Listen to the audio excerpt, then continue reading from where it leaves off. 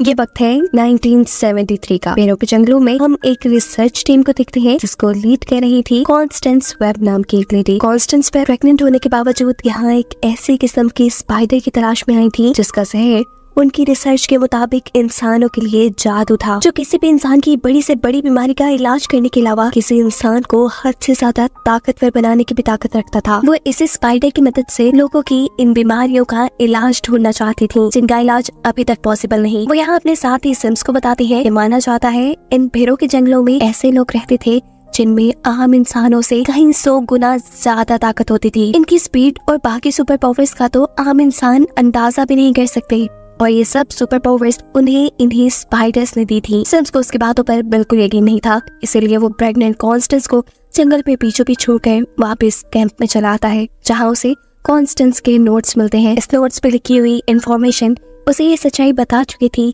कि कॉन्स्टेंस बिल्कुल सच बोल रही थी। वो कॉन्स्टेंस के सभी नोट्स की पिक्चर्स बना लेता है, और इससे पहले कि अब वो कॉन्स्टेंस के पीछे जाता, बहुत ही खुशी से चिल्लाती हुई कॉन्स्टेंस यहाँ आती है क्योंकि उसकी तलाश खत्म हो गई थी। उसे वो स्पाइडर मिल चुका था जिसका जहर किसी का भी इलाज कर सकता था। उसकी खुशी देखने वाली थी। वो एक्साइटेड होकर अपने टीम मेंबर्स को वो स्पाइडर दिखा रही थी कि तभी पीछे से सिम्स अपने ये टीम के 2 मेंबर्स को गोलियां मार के खत्म कर देता है। कॉन्स्टेंस को समझ नहीं आ रहा था कि सिम्स ने ऐसा क्यों किया। तभी सिम्स उसके सामने आता है और कहता है, ये जार शराफत से मेरा वाला कर दो, ये स्पाइडर सिर्फ मेरी है और इसका इस्तेमाल सिर्फ मैं ही करूंगा। वो लगातार कॉन्स्टेंस से स्पाइडर वाला जार छीनने की कोशिश में था। इस सारी लड़ाई में सिम्स के हाथ में मौजूद गन चल जाती है जिससे कॉन्स्टेंस अब जख्मी हो चुकी थी। ये सेल्फिश इंसान सिम्स ये भी ख्याल नहीं करता कि कॉन्स्टेंस जख्मी है और प्रेग्नेंट है। वो बस उसके हाथ से स्पाइडर वाला जार लेता है और उसे मरने के लिए यही अकेला छोड़कर वापस चला जाता है। कॉन्स्टेंस बिल्कुल मरने वाली थी और इस टाइम कॉन्स्टेंस की जान बचाने के लिए एंट्री करते हैं उसी ट्राइब के लोग जिसकी कहानी कॉन्स्टेंस सिम्स को सुना रही थी। कॉन्स्टेंस को उठाकर वो एक गार में बने तालाब में ले जा चुके थे। यहाँ वो एक स्पाइडर को उसे कटवा कर उसका इलाज करना चाहते थे, लेकिन कॉन्स्टेंस की हालत बिगड़ती जा रही थी क्योंकि अब वो वक्त भी आ गया था जब वो अपने बच्चे को जन्म देती। कॉन्स्टेंस के पास इस टाइम एक बेटी पैदा होती है जिसका नाम वो लोग केसी रखते हैं। केसी के पैदा होने के बाद कॉन्स्टेंस की हालत और भी बिगड़ चुकी थी। इस टाइम पर उस ट्राइब का लीडर जो अभी कॉन्स्टेंस का इलाज कर रहा है, वो उससे वादा लेता है कि जब ये लड़की अपने सवालों के साथ यहाँ वापस आएगी तब तक मैं इसका इंतजार करूंगा। सीन्स अब यहीं से कट हो जाते हैं और हमें प्रेजेंट का यानी 30 साल बाद का वक्त दिखाया जाता है, जहाँ पर केसी अब बड़ी हो चुकी है और वो पैरामेडिक के लिए काम करती है। इन लोगों का इमरजेंसी में इलाज करना उसकी जॉब है। इस इमरजेंसी वैन में उसका कलीग है बेन केसी को अपने भाई और उसकी वाइफ के बेबी शावर में इनवाइट करता है, जिसके लिए केसी मान चुकी थी। ड्यूटी ऑफ होने पर केसी अपने घर आती है और हर रोज की तरह अपने बेड के नीचे से अपनी मॉम का सूटकेस निकाल कर उनकी चीजें देखना शुरू कर देती है, उनकी रिसर्च नोट्स वगैरह। अभी वो ये सब देख रही थी कि तभी उसे बेन की इमरजेंसी कॉल आ जाती है। शहर में ब्रिज के पास एक बहुत बुरा एक्सीडेंट हुआ था। एक गाड़ी पुल से आधी नीचे लटकी हुई थी जिसमें एक आदमी फंस चुका था। केसी उस गाड़ी के अंदर जाकर बेन की मदद से उस आदमी की तो जान बचा लेती है, लेकिन बदकिस्मती से वो खुद इसी गाड़ी में लॉक हो चुकी थी और गाड़ी के डिसबैलेंस होते ही वो पानी में गिर जाती है। पानी के अंदर जाते ही उसकी आंखें खुली थी। उसे पहले ही मर्तबा अपने इर्द गिर्द इतने सारे चमकते हुए वेब्स देखे थे। ये वेब ऑफ लाइफ थे। ये वेब ऑफ लाइफ यहाँ केसी को उसका फ्यूचर दिखाते हैं। उसके अगले लम्हे में क्या होने वाला था केसी यहाँ देख चुकी थी। इससे पहले कि वो कुछ रिएक्ट करती, यहाँ अचानक उसकी आंख खुलती है और वो देखती है कि वो पानी से बाहर आ चुकी है। उसे रेस्क्यू करने वाला बेन था जो उसे बता रहा था कि तुम 3 मिनट तक पानी में रही हो केसी। अब वो केसी को चेक करता है और देखता है कि अचानक से केसी का ऑक्सीजन लेवल 79 से बढ़कर 89 पे चला गया है। यही चीज एक और मर्तबा रिपीट होती है और केसी बेन से पूछती है, अभी तो तुमने मेरा ऑक्सीजन लेवल चेक किया था। लेकिन बेन ये सब पहली मर्तबा कर रहा था और उससे पहले जो ये सब हुआ वो केसी ने अपने माइंड में देख लिया था। केसी को लगा कि ये सब उसका इल्यूजन है, इसलिए वो उठ के यहाँ से चली जाती है। सीन कट होकर हमें अब सिम्स को दिखाया जाता है। सिम्स एक बहुत ही अमीर इंसान बन चुका है और वो आज एक सिक्योरिटी में काम करने वाली लेडी को अपने घर लेकर आया है। ये लोग यहाँ कुछ टाइम स्पेंड करने के बाद सो जाते हैं और सोते हुए सिम्स को एक ख्वाब आता है। वो देखता है कि 3 स्पाइडर सूट पहने हुए लड़कियां उससे उसके स्पाइडर को लेने के लिए लड़ रही है और ऐसा करते हुए वो उसे मार देती है। ये ख्वाब देखते ही सिम्स डर कर उठ गया। असल में वो स्पाइडर आज भी उसके पास थी। सिम्स ने क्योंकि उस स्पाइडर से अपने आप को कटवा लिया था, इसे ये फ्यूचर देखने की सुपर पावर्स सिम्स के पास भी आ चुकी थी। हर रात सिम्स को उसके फ्यूचर का इल्यूजन आता था कि किस तरह 3 लड़कियां आकर उसे मार देंगी। इसलिए सिम्स ये दिन आने से पहले ही उन तीनों लड़कियों को मरवाना चाहता है। ऐसे में काम आएगी उसके पास लेटी हुई वो सिक्योरिटी एजेंसी की एक लेडी, जिसे वो यहाँ झांसा देकर उसके नए बनाए सॉफ्टवेयर का कोड पूछ लेता है, जिसकी मदद से किसी भी इंसान को उसके फेस के जरिए ढूंढा जा सकता था। कोर्ट पता चलते ही वो इस लेडी का हाथ पकड़ के उसकी बॉडी में अपने अंदर का जहर इंजेक्ट करके उसे मार देता है। हम देखते हैं कि आज कैसी बेन के घर आई थी। यहाँ बेबी शॉवर चल रहा था और सभी लोग बैठे हुए बेबी जेंडर गेस कर रहे थे। उसी टाइम अचानक ही एक लड़की कहती है चलो बेबी का जेंडर तो गेस करे। उसकी बात सुनकर केसी उसे कहती है अभी तो ये हमने किया। केसी की ये बात सभी लोगों को अजीब लग रही थी। मतलब इस मर्तबा भी उसने आने वाला पल पहले ही देख लिया था। इससे पहले कि वो यहाँ कुछ समझ पाती उसे बेन एक इमरजेंसी के लिए बुला के यहाँ से ले जाता है। इमरजेंसी पे वो देखती है कि उसी के को-वर्कर का एक्सीडेंट हो गया है, जिसकी वो जान बचाने की कोशिश कर रही थी। लेकिन अगले ही पल उसे अपना वही को-वर्कर ट्रक की तरफ जाता हुआ दिखाई दे रहा था। वो उसे रोकने की भी कोशिश करती है, लेकिन को-वर्कर ट्रक में बैठ जाता है। लम्हा गुजरते ही उसके ट्रक का एक्सीडेंट होके उसकी बिल्कुल वैसे ही मौत हो जाती है जैसे कैसी ने अभी कुछ देर पहले देखी थी। और इस वाक्य के बाद केसी समझ जाती है कि उसे ऊट-पटांग के इल्यूजन्स नहीं आ रहे, बल्कि वो किसी वजह से फ्यूचर देख पा रही है। केसी उन लम्हों को पहले ही देख लेती है जो कुछ देर बाद होने वाले होते हैं। सीन के टॉकर सिम्स को दिखाया जाता है जो सिक्योरिटी सॉफ्टवेयर को अपनी हैकर के जरिए हैक करवा चुका था। इसी सिक्योरिटी सॉफ्टवेयर की मदद से उसे न्यूयॉर्क के हर सिक्योरिटी कैमरे का एक्सेस मिल जाता है और अपनी इन्हीं हैकर के जरिए वो इन तीनों लड़कियों की तस्वीर भी बनवा लेता है जो रोज उसके ख्वाब में आती थी। इन लड़कियों की एज देखते हुए सिम्स ये बात समझ चुका था कि अभी ये लड़कियां यंग है, इन्हें इनकी बॉयफ्रेंड नहीं मिली। सिम्स का ख्याल था कि इन्हें छोटी उम्र में ही पावर्स मिलने से पहले ही मार दिया जाए ताकि पावर्स मिलने के बाद उसके लिए ये काम मुश्किल ना बन जाए। यहाँ अपने के लिए की मौत पे परेशान केसी अपने घर पर थी। वो ओवन में अपना खाना गर्म कर रही थी, तभी अचानक वो देखती है कि एक कबूतर उड़ते हुए उसकी खिड़की से टकरा कर मर गया। वो ये सब देख रही थी कि अचानक ओवन की बीप बजने पर उसका ध्यान भटक जाता है। वो विंडो की तरफ दोबारा देखती है तो वहाँ ना तो कोई मरा हुआ कबूतर था और ना ही उसकी विंडो टूटी हुई थी। किसी कबूतर को देखने के लिए विंडो के पास जाकर विंडो खोल देती है और अगले ही पल सामने से उड़ता हुआ कबूतर आकर उसकी विंडो के आगे बैठ जाता है। किसी की विंडो खोलने की वजह से वो कबूतर मरने से बच गया था और इस वाक्य से किसी को ये बात समझ आ गई थी कि वो जो फ्यूचर देखती है वो उसे बदल भी सकती है। उसे अब ये रिग्रेट होने लगा था कि वो अपनी क्लेग की मौत को रोक भी सकती थी, लेकिन वो ऐसा नहीं कर पाई। वो ये सारी चीजें बेन से शेयर करना चाहती थी, इसलिए वो घर से निकलकर मेट्रो स्टेशन आ जाती है जहाँ हम दिख रहे हैं कि सिम्स पहले से ही मौजूद है, क्योंकि सिम्स को उसकी हैकर ने बताया है कि वो तीनों लड़कियां जिसे सिम्स मारना चाहता है वो इस टाइम मेट्रो स्टेशन में है। यहाँ किसी भी जो इन तीनों लड़कियों की ट्रेन में बैठी हुई थी वो इन तीनों लड़कियों का चेहरा देखते ही उनकी मौत देख लेती है। जो आदमी किसी के ख्याल में इन तीनों लड़कियों को मार रहा था यानी सिम्स, उसे वो अब सामने वाले अपार्टमेंट से ट्रेन के इस अपार्टमेंट में आता हुआ भी देख लेती है। वो इन तीनों लड़कियों को जल्दी से यहाँ से उठाती है और ट्रेन से बाहर निकाल लेती है। बाहर निकलते ही लड़कियां तो उसकी बात समझ ही नहीं पा रही थी। वो ट्रेन के अंदर सिम्स को देखती है जो इन तीनों लड़कियों के ऊपर नजर रखे हुए था। किसी इन तीनों से कहती है जल्द ही तुम तीनों को इस स्टेशन से बाहर निकलना होगा, लेकिन ये तीनों उसकी एक नहीं सुनती और शोर कर करके लोगों को यहाँ बुलाना शुरू कर देती हैं। इससे पहले कि यहाँ कोई आता, कैसे इन तीनों को स्पाइडरमैन जैसा सूट पहने हुए आदमी को इनकी तरफ आता हुआ दिखाती है। वो आदमी तेजी से इन तीनों की तरफ बढ़ा था, इसलिए कैसी इन तीनों को लेकर एक ट्रेन के अंदर चढ़ जाती है और अब वो आदमी भी इस ट्रेन के ऊपर आ चुका था। इस आदमी से बचाने के लिए कैसी इन तीनों को अब ट्रेन से निकाल कर ग्राउंड फ्लोर पर ले आई थी, लेकिन वो जानती थी कि वो आदमी अभी तक उनके पीछे है। वो इन तीनों को मेट्रो स्टेशन से बाहर ही ले जाने वाली थी कि पुलिस ऑफिसर्स उसे पकड़ लेते हैं। इतने में सिम्स, जिसने स्पाइडर का सूट पहना हुआ था, वो भी इन तीनों के ऊपर हमला करने के लिए आ जाता है। यहाँ पुलिस जब सिम्स को रोक रही थी, केसी मौके का फायदा उठाते हुए इन तीनों को ही इनकी जान बचाने के लिए लेकर इस मेट्रो स्टेशन से बाहर आ जाती है।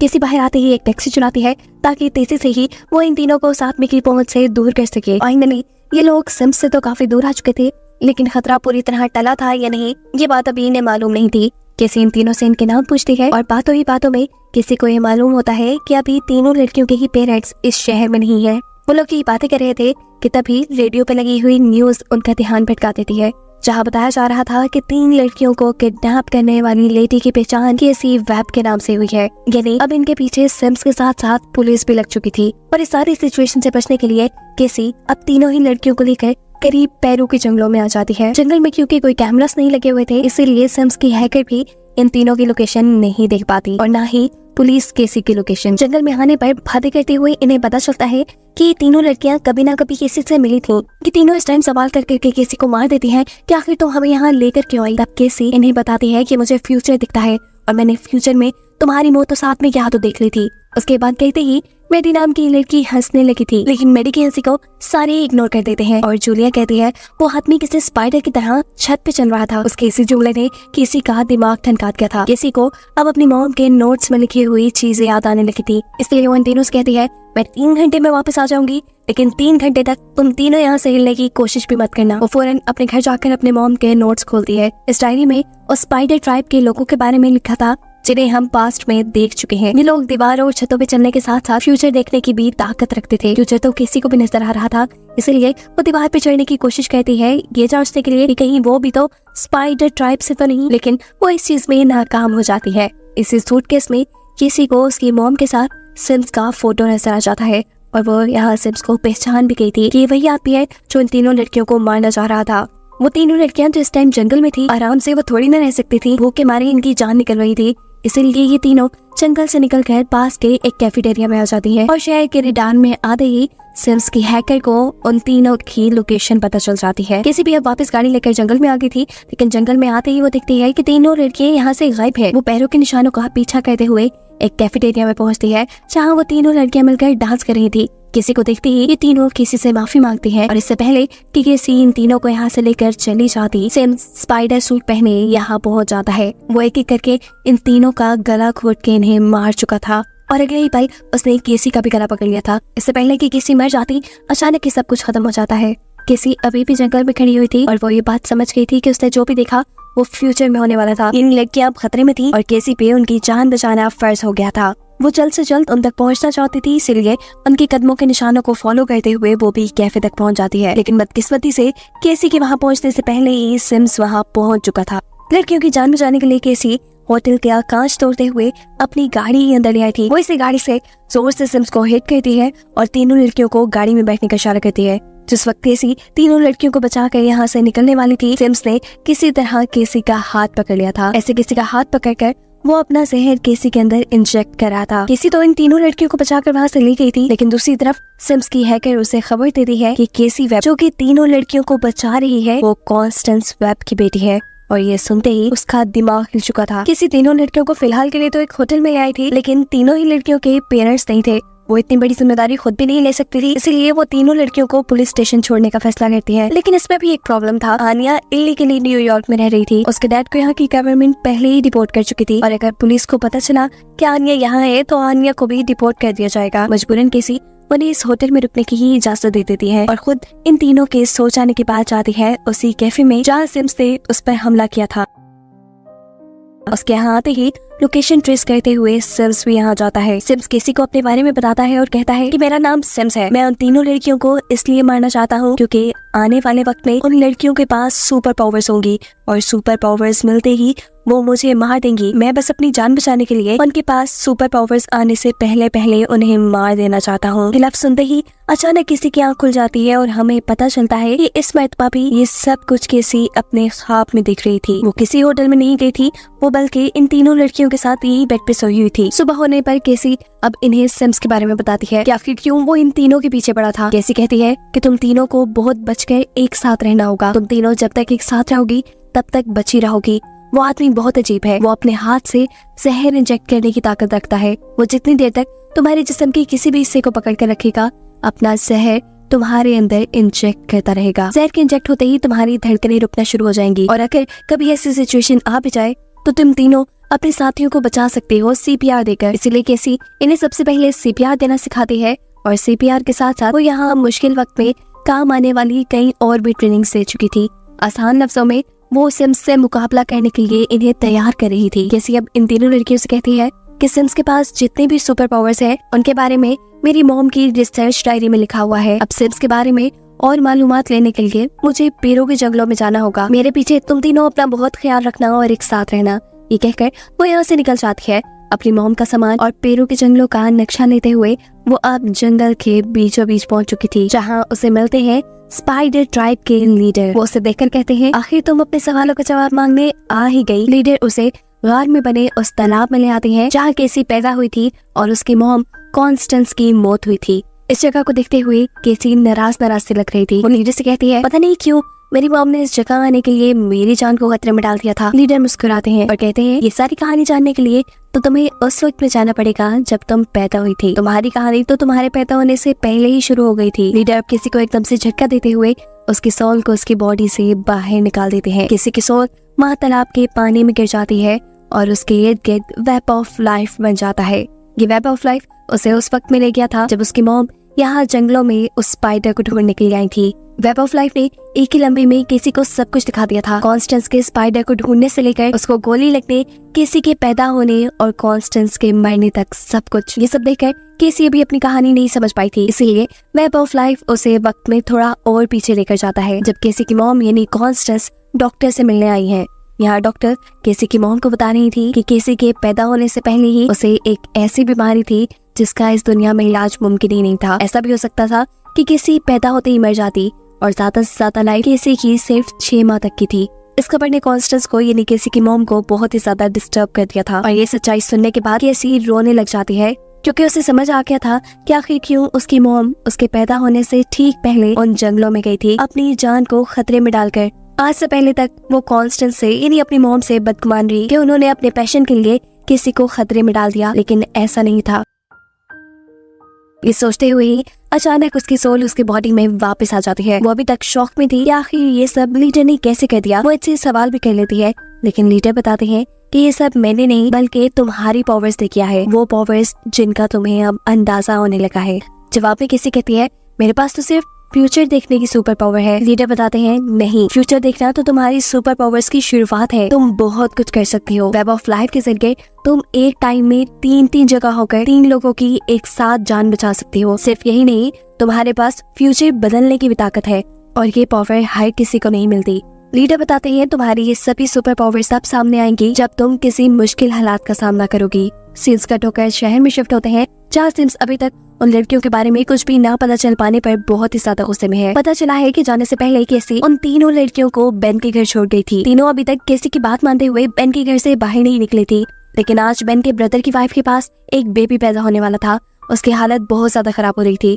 इंतजार करने का उनके पास वक्त नहीं था, इसलिए तीनों खुद उस औरत को लेकर हॉस्पिटल के लिए निकल जाती हैं और कैमरास के सामने आते ही उनकी लोकेशन का पता चल जाता है सिम्स को। अब केसी जो इस टाइम बेन के घर आई थी 3 लड़कियों को लेने के लिए, उसे यहाँ बेन के घर पे कोई नहीं मिलता, इसलिए वो पास में जाकर देखती है कि 3 लड़कियां तो बेन की सिस्टर इन लॉ को लेकर हॉस्पिटल गई हैं, जहाँ रास्ते में ही सिम्स उनके ऊपर हमला कर चुका था। उन तीनों की जान बचाने के लिए केसी यहाँ से एक एम्बुलेंस चुरा कर भागती है, जबकि दूसरी तरफ हम देखते हैं कि सिम्स की हैकर ने उस रोड के सारे सिग्नल्स ग्रीन कर दिए थे जिस रोड पे वो 3 लड़कियां थी।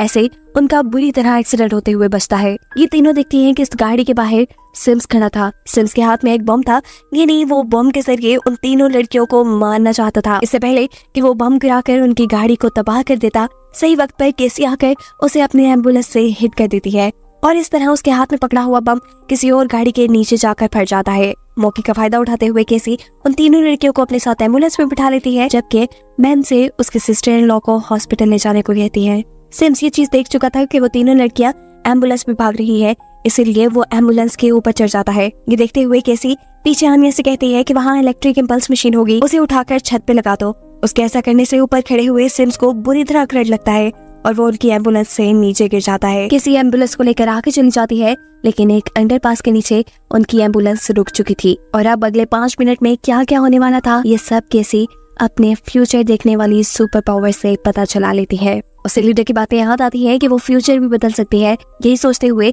वो एम्बुलेंस का रेडियो यूज करती है और मेडिकल इमरजेंसी का बहाना करते हुए यही करीब एक बिल्डिंग के पास एक हेलीकॉप्टर बुलाती है। इस टाइम ये लोग फायर क्रैकर्स बनाने वाली एक फैक्ट्री के पास थे। केसी इन तीनों को लेकर उस फैक्ट्री के अंदर आ जाती है और यहाँ ये लोग सिम्स के लिए जाल बिछाना शुरू करते हैं। सिम्स जैसे ही उनके पीछे इस फैक्ट्री के अंदर आता है, उनके बिछाए फायर क्रैकर्स के जाल में फंस जाता है। एक के बाद एक वहाँ बहुत से फायर क्रैकर्स फटते हैं जो सिम्स का ध्यान अपनी तरफ लगा चुके थे। मौके का फायदा उठाते हुए केसी उन 3 लड़कियों को लेकर इस बिल्डिंग की छत पे आ चुकी थी, जहां हेलीकॉप्टर आने वाला था। वो इन 3 लड़कियों को सेफली हेलीकॉप्टर में बिठाकर यहां से भगाने की कोशिश में थी, पर केसी के इस प्लान को नाकाम करने के लिए यहाँ पे सिम्स आ चुका था। उसका ध्यान भटकाने के लिए केसी उसे लड़ती है और ये लोग लड़ते लड़ते एक बिलबोर्ड के टावर पे चढ़ जाते हैं, जहाँ अब सिम्स केसी को पकड़ चुका था। वो केसी का गला पकड़ते हुए अपने जिस्म का जहर उसके अंदर इंजेक्ट कर रहा था। केसी मरने वाली थी, वो मुश्किल में थी। ये सब वो तीनों लड़कियां नहीं देख पाती और उसकी जान बचाने के लिए उसके पीछे आती है। लेकिन सिम्स यहाँ बड़ी ही आसानी से इन अनट्रेन्ड तीनों लड़कियों से लड़ता है और उन्हें 3 अलग-अलग जगह फेंक देता है। उसके इस हमले से वो तीनों लड़कियां ऐसी जगह फंस चुकी थी कि वहाँ बस उनके करीब मौत ही थी। और ये देखकर सिम्स हंसने लग जाता है और केसी से कहता है, बताओ अब तुम 3 अलग-अलग जगह जाकर एक ही वक्त में इन तीनों को कैसे बचाओगी। उसकी ये बात कहते ही किसी के कानों में लीडर की वो बात गूंजी थी कि अगर जब तुम किसी को बचाना चाहोगी तो तब तुम एक वक्त में कई जगह भी हो सकती हो। इस चीज का एहसास होने पर वो अपनी सुपर पावर्स का यूज करती है और वेब ऑफ लाइफ के जरिए उसी के जैसी बहुत सी और केसी बनकर उन तीनों लड़कियों को बचाने के लिए पहुंच जाती है। ये देखते हुए तो सिम्स भी परेशान हो चुका था। वो केसी को रोकने के लिए उसे एक पंच मारता है, पर केसी इस मर्तबा हार मानने वाली नहीं थी। वो आहिस्ता आहिस्ता सिम्स को उस जगह पर ले जाती है जहाँ फ्यूचर में उसने सिम्स की मौत देखी थी। उस जगह पहुँचते ही सिम्स के ऊपर एक बड़ा सा जाल गिर जाता है जिसमें वो फंस चुका था और उसके फौरन बाद उसके ऊपर एक बहुत बड़ा सा बिलबोर्ड गिरने पर उसकी मौत भी हो जाती है। फाइनली केसी ने उन तीनों लड़कियों को बचा लिया था उनके दुश्मन को मारकर। लेकिन बुरा यह हुआ था कि बिलबोर्ड के गिरने की वजह से केसी खुद भी लड़खड़ाकर पानी में गिर चुकी थी। हम देखते हैं कि केसी की बॉडी से एक लाइट निकली है और अब वो पानी में डूबती ही जा रही थी। इस टाइम पर केसी को बचाने के लिए वो तीनों लड़कियां पानी में जम कर देती हैं। मुश्किल से वो केसी को पानी से निकाल कर बाहर लेके आती है तो देखती है कि उसको सांस आना भी बंद हो गया था। ऐसे में ये लोग केसी के सिखाए तरीके से उसे CPR देती हैं। ऐसा कहते ही कुछ ही देर में केसी के दिल की धड़कन दोबारा चलना शुरू हो चुकी थी। वो फाइनली होश में आ चुकी थी। लेकिन फिर से एक बुरी खबर कि अब केसी देख नहीं सकती थी। उसे कुछ भी नजर नहीं आ रहा था। वो ब्लाइंड हो चुकी थी और साथ में उसकी बॉडी भी इस एक्सीडेंट की वजह से पैरालाइज हो चुकी थी। हॉस्पिटल में जब नर्स केसी से इन तीनों लड़कियों के बारे में पूछती है तो केसी कहती है कि ये तीनों मेरी फैमिली है और ये सुनकर ये तीनों ही खुश हो जाते हैं। इस हादसे ने बेशक केसी को पैरालाइज कर दिया था, लेकिन इसी हादसे ने उसको उसकी सारी सुपर पावर्स भी दे दी थी। घर आने पर केसी इन तीनों लड़कियों को बताती है कि बेशक अब मैं कुछ देख नहीं सकती, लेकिन मुझे फ्यूचर अब बिल्कुल साफ नजर आ रहा है। मैं तुम तीनों को पावर मिलने के बाद दुश्मनों से लड़ते हुए देख रही हूँ। तुम्हारे पास इतनी पावर है कि जिसका तुम अंदाजा भी नहीं कर सकते और तुम कभी दुश्मनों से नहीं हारी। वो इन तीनों को भी फ्यूचर की झलक दिखाती है जिसमें इन तीनों के पास ही सुपर पावर्स थी और खुद केसी एक मेडिमे वेब थी। और इसी फ्यूचर की झलक को दिखाते हुए ये कहानी यहाँ खत्म हो जाती है।